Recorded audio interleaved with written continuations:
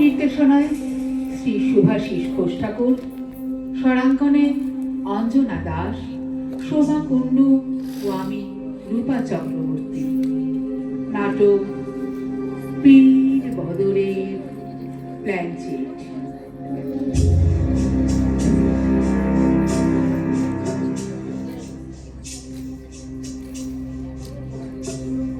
তিন দিনের ছুটি পেতে তিনজন মিলে হঠাৎ প্ল্যান করে কেমন চলে এলাম। দারুণ বল। দুজনে এমন জোর করলি আমার মোটেই ইচ্ছে ছিল না।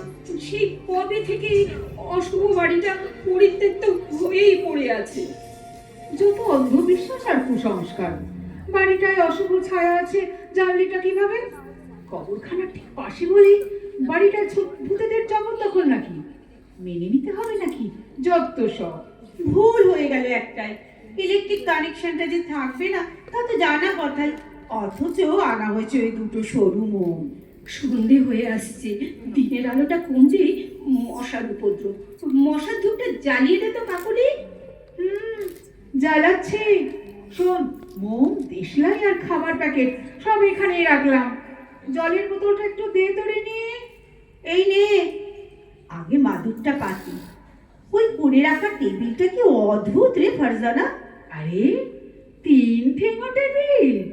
ও টেবিলে বসে নিশ্চয়ই প্ল্যানচেট করা হতো এককালে। হ্যাঁ, প্রতিবারই ডাকা হতো এক পীর বাবাকে। তিনি এ বাড়িতে চলতে থাকা অশরীরী ঘটনা থেকে রক্ষা করতেন আমাদের। এই শুরু হলো যত আষাঢ়ে গপ্প। প্ল্যানচেট ঘটনাটাই ভাবতা। দেখ, আমিও ডাক্তারি স্টুডেন্ট, কিন্তু প্ল্যানচেট মোটে এভাবে উড়িয়ে দিতে পারি না। স্বয়ং রবীন্দ্রনাথ তো প্ল্যানচেট করেছেন। বেশ তো, তবে আজ প্রমাণ হয়েই যাক। হাতে তো বহু সময়, সারাটা রাত পড়ে আছে। আর টেবিলটাও যখন পাওয়াই গেছে, দেখি ধরতো, দেখি টেবিলটা নিয়ে আসি এদিকে। হ্যাঁ হ্যাঁ হ্যাঁ, রাখ, এখানেই রাখ। যা ধুলো, দাঁড়া মুছে দিই। হ্যাঁ, এইবারে টেবিলটা ঘিরে বস, হোক প্ল্যানচেট। দারুণ থ্রিলিং। এখনই করতে হবে? এ কিন্তু মোটেই উচিত হচ্ছে না। ভয়ঙ্কর কিছু নিয়ে এভাবে খেলছিস। পীর বাবা বারণ করেছিলেন। আরে, এটা তো জাস্ট একটা ফান টাইম পাসিং গেম। বসতো দেখি। আজ বরং আমরা সেই পীর বাবাকেই ডাকি। বেশ বেশ, চোখ বন্ধ করো সবাই, এবারে ডাকো। পীর বাবা, পীর বাবা,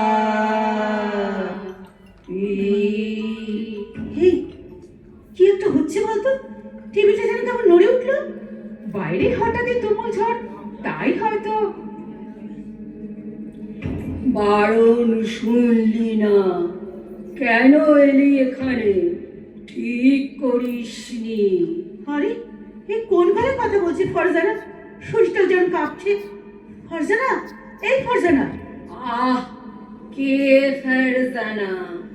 আমি পীর বদরের রসুল আলী। পুরানা কাবারখানার পাশেই আমার ঘর ছিল। কি সব বলছিস? কি হলো কি তোর? ফারজানা, ফারজানা। এ বাড়ি ঘিরে আছে অশরীরী আত্মাদের ছায়া। এ বাড়িতে রাত কাটালে অপঘাতে মৃত্যু হবে বলেছিলাম, তবু শুনলি না। বেশ বেশ, রাত কেটে সকালটা হোক, আমরা চলে যাব। আজ অমাবস্যা, চাঁদ উঠবে না আকাশে। অশুভ আত্মারা কাবার ছেড়ে উঠে আসবে নিকাশ অন্ধকারে। জীবন্ত মানুষের খোঁজে তারা হানা দেবে। সাবধান। ফরজানার শরীরটা কেমন কাঁপছে। এ কি, ওর গায়ে তো বেশ জ্বর। এক্ষুনি মাথায় জল দিতে হবে। দেখি, বোতলটা আন। মোমগুলো যে নিভে এলো প্রায়। মোমের ব্যবস্থা আমি করছি। জানালা দিয়ে দেখেছিলাম অনেকেই বড় বড় মোম জ্বালিয়ে রেখে যাচ্ছে পাশের কবরখানায়। এই ঝড় বাতাসে সেগুলো নিশ্চয় নিভে গেছে। তার থেকে কয়েকটা তুলে আনলে হবে। দাঁড়া, আমি যাচ্ছি। এই মাঝরাতে ওই নির্জন ভয়ঙ্কর কবরখানায় একদম না। তো কি হয়েছেটা কি? আমি যাবো আর আসবো। কাকুলি, কথা শোন, যাস না, যাস না এভাবে একা একা এই রাতে ওই কবরখানায়। কাকুলি, কাকুলি।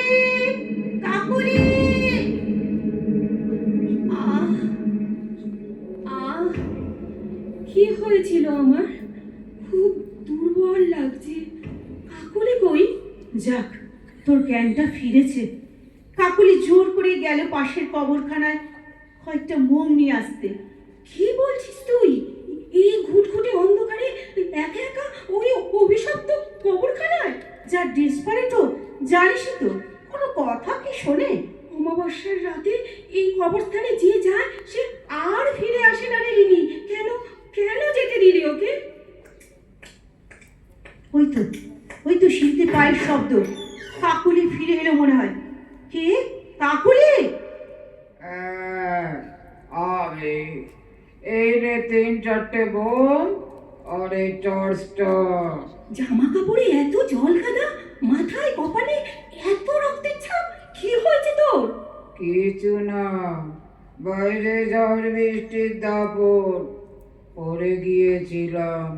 আর তারপর এ বাড়িতে আসাটা আমাদেরই ভুল। আরে কোথায় যাচ্ছিস তুই আবার? বস।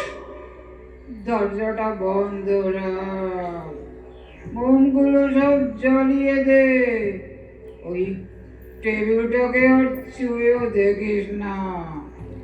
এ বাড়িটা অভিশপ্ত, যত তাড়াতাড়ি পারিস এ বাড়ি ছেড়ে চলে যা। আমি আসি, ওরা ডাকছে আমায়। কে ডাকছে? কারা? কাকুলি শোন, কাকুলি! চলে গেল। শিগগিরই চল, ওকে ফিরিয়ে আনতেই হবে। তুইও কি পাগল হয়ে গেলি? কোথায় যাবি এই নিকষ অন্ধকারে? শুনলি না ও কি বলে গেল? দরজা বন্ধ কর, সব কটা মোম জ্বালা শিখি। না, আমায় যেতেই হবে, ফিরিয়ে আনতেই হবে ওকে। চল, তুইও চল। ওকে এই ভয়ঙ্কর পরিবেশে একা ছেড়ে দিয়ে আমি কিছুতেই শান্তি পাবো না। চল। কাকুলি! কাকুলি! না, কোথাও তোর কোনো সাড়া নেই। তবে কি কবরখানার ভিতরেই কোথাও? কবরখানার ভেতরেও ভুলেও পা রাখিস না এই রাতের বেলা। পীরবদরের এই কবরখানায় খুনি আত্মাদের বাস। ফরজানা, ওই দেখ, টর্চের আলো স্পষ্ট। ও তো কাকুলি, ঘর মুখ গুজে কি বিভৎসভাবে পড়ে আছে গো। রক্তে ভেসে যাচ্ছে পুরো জায়গাটা। বডিটার যা অবস্থা, মারা গেছে বহু আগে। এই যে তবে কাকুলি এলো, মোম আর টর্চটা দিয়ে গেল। তবে কে এসেছিল? ও নয়, জানি না। আত্মা। জানি না, বুঝে উঠতেই পারছি না কি করে সম্ভব। কারণ না শুনে একা একা এই কবরখানায় এসে এভাবে বেঘরে প্রাণ দিল কাকুলি। কিন্তু কে কে নিল ওর প্রাণ?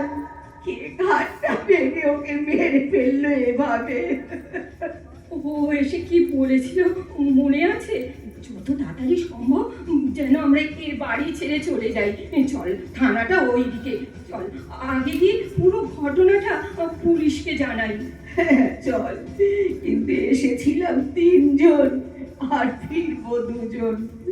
কাকুলিকে এভাবে মৃত ফেলে রেখে ও শেষবার এসেছিল, হয়তো আমাদের সতর্ক করতে, যাতে রক্ষা পাই আমরা 2 জন। তবে এমন ঘটনা আজও ঘটে। যুক্তি বুদ্ধিতে যার ব্যাখ্যা চলে না, এমন অসম্ভব, অবাস্তব, অবিশ্বাস্য ঘটনাকে আর মেনে নিতেই হয় কখনো কখনো। হয়তো আর সেসবকে মেনে নিয়েও আমাদের জীবনের পথে এগিয়ে চলতে হয়। চল। হ্যাঁ, চল।